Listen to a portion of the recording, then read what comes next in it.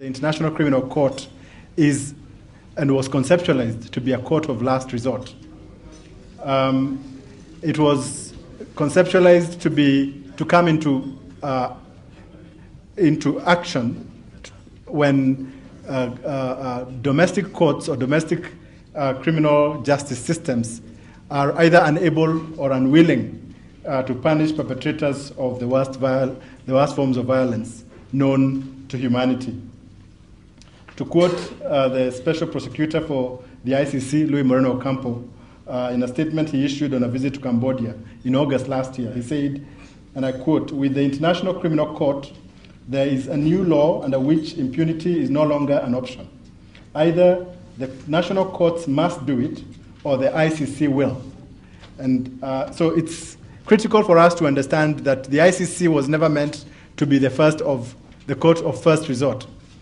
Unfortunately, with regard to Kenya, we seem to have gotten ourselves into a situation where we think that there was a 50-50 choice, that it was either the Special Tribunal for Kenya or the ICC, which in itself is a bit misleading because obviously the International Criminal Court focuses on those who bear the greatest responsibility. And the prosecutor has already indicated that he's going to investigate at a maximum of 4 people, in which case what happens to the other hundreds or possibly thousands of both high-level, middle-level, and lower-level perpetrators of post-election violence. The fact that, at least as of now, we seem to be largely agreed, there's consensus that crimes against humanity were committed during the post-election violence, during the crisis.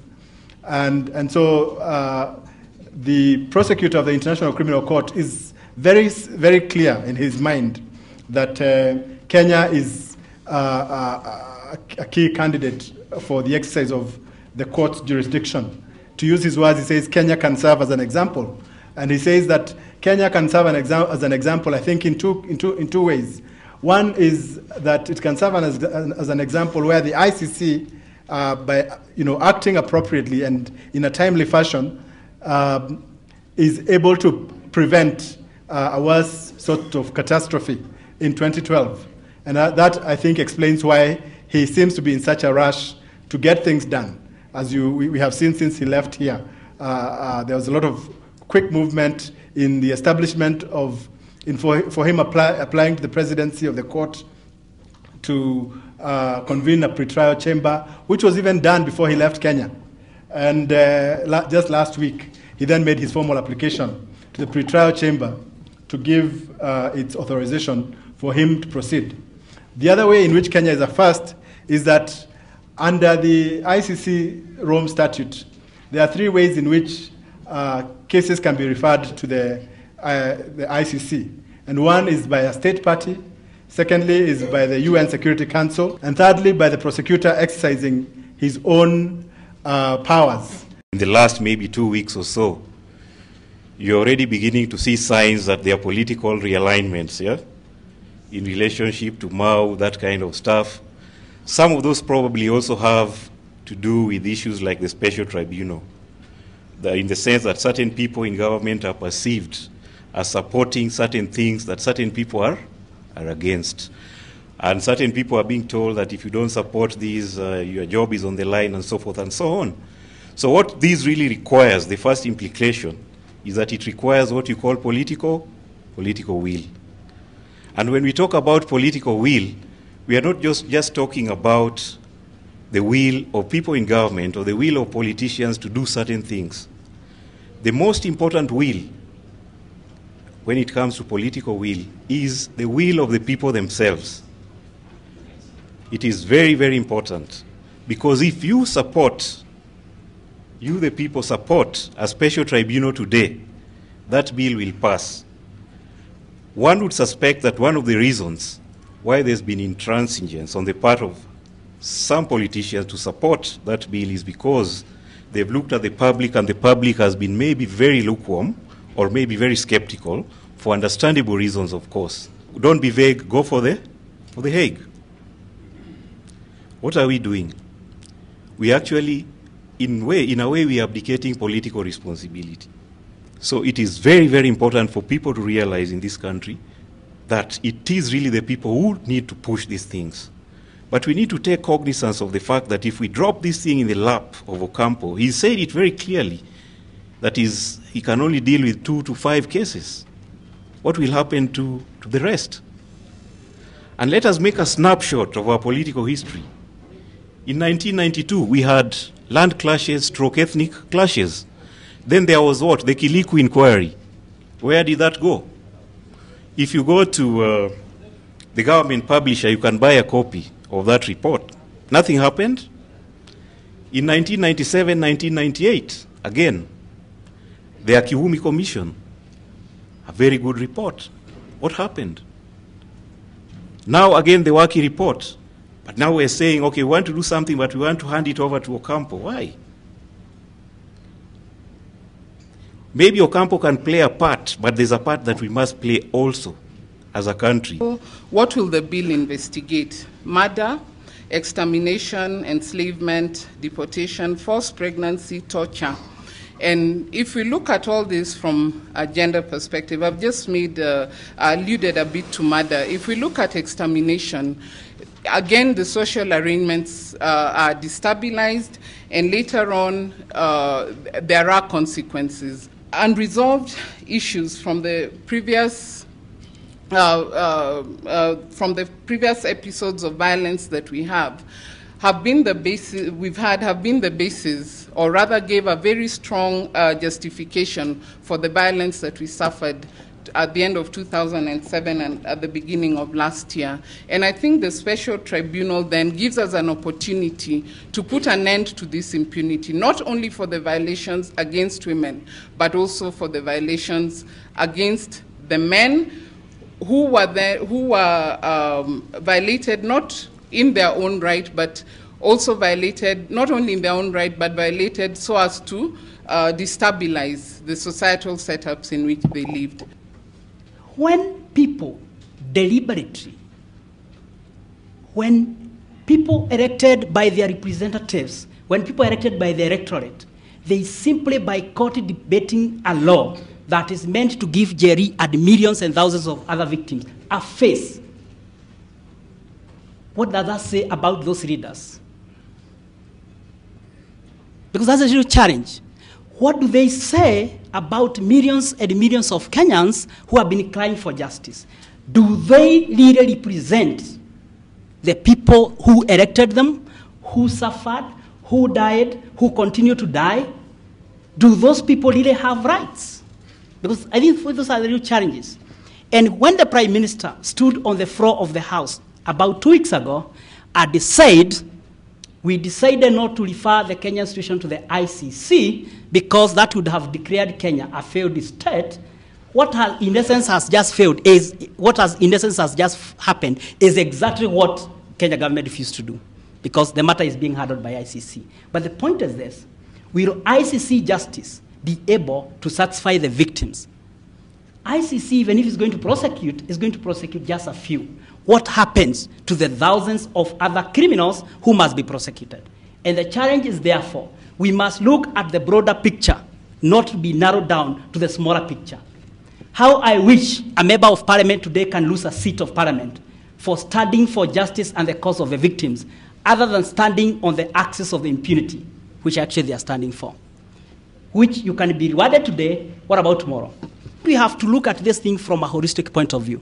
The people who killed in 1992, 1993, 1997, because they became more bold because nothing was done to them, in 2007, they repeated it even in a more vicious way. So what happens in the next?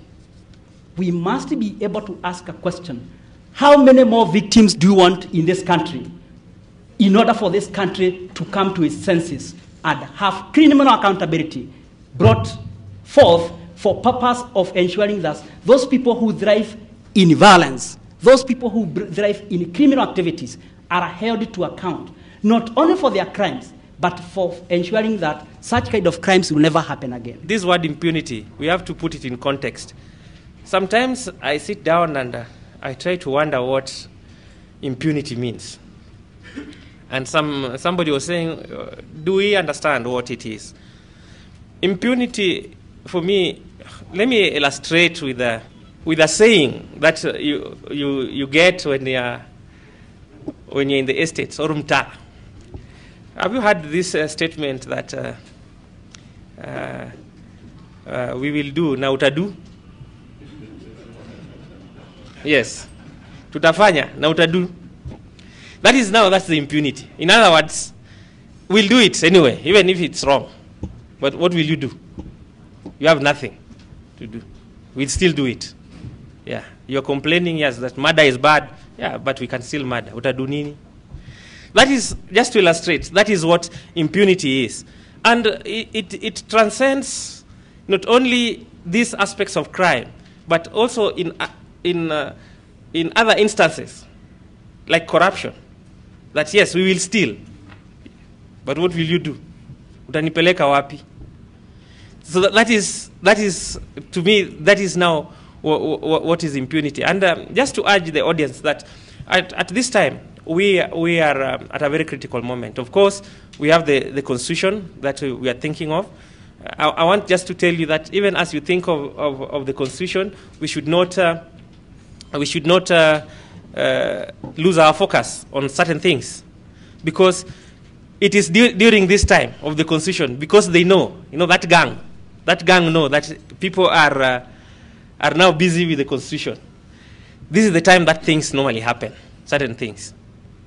These are the things this is the time that things happen.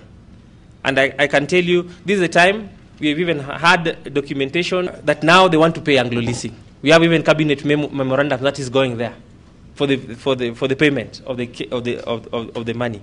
So you can see they know that there's a lot of things happening. Mao here, people are shouting Mao. There's Constitution here. Then that is when they do the other things. So we have to remain vigilant at all times. I'm supporting the bill because I've always supported setting up a special tribunal. I sit in the Pan-African Parliament, and in the Pan-African Parliament we have seen countries that have gone through the processes that Kenya is trying to go through, and the only countries that cannot take up this process on their own are countries that have had such failed states, failed governments, that they are literally saying we cannot handle our own issues. I don't think that's where Kenya is. Number two, the kind of injustices that were done to women, that were done to young people, are not the ones that ICC will deal with. And unless we deal with those issues, certainly people will not heal in this country, and therefore 2012 will just be a repeat of 2007. Politicians are the victims. Politicians are the perpetrators. Politicians are the people who had interests. So obviously, leaving this process to politicians will not work, because amongst those politicians are those who feel pained that their communities were affected, are those who took part in planning, are those who took part in retaliation, are those who felt that the process was flawed. So this whole issue coming to Parliament and being left only to parliamentarians and not engaging the Kenyan people cannot succeed, because the interests in Parliament are too high for it to be looked at in a fair manner. First and foremost, this special tribunal allows us to heal. There is nothing more important for a human being who has gone through some atrocity, whether it is rape, whether it is your property being destroyed, even if you will never be able to recreate your wealth. One thing you want is people to acknowledge that your wealth was taken away. People to acknowledge that, yes, you were raped, you are now probably HIV positive, or you are carrying a pregnancy through rape. It's just a sense of justice, and there's nothing more important to a human being, let me tell you, in everyday life than a sense of justice, that something which was done wrong to you has been acknowledged, and either you are paid back for it or somebody just apologizes for it. But justice is the beginning of any healing or reconciliation process. For us, we have the Truth and Justice Commission that is also going to be coming up. It's called Truth, Justice and Reconciliation Commission.